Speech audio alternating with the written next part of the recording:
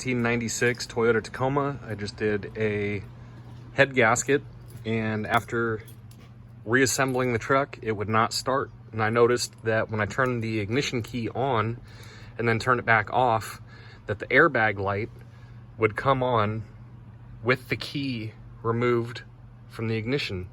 I checked all the wiring under the hood, everything was fine. The truck would crank over, would not start. And I checked all the connections, everything was fine. And the last thing that I checked was the diagnostic port under the hood.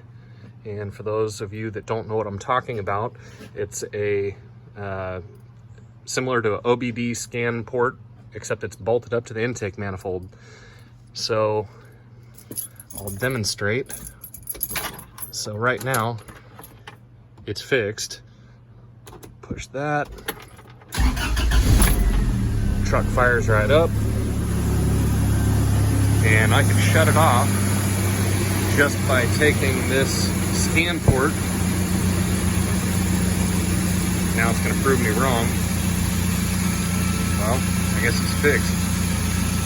I was going to rewire that, but yeah, that was the problem. This was bolted up right here, and my dipstick now wouldn't allow me to bolt that there, and so I had it over here.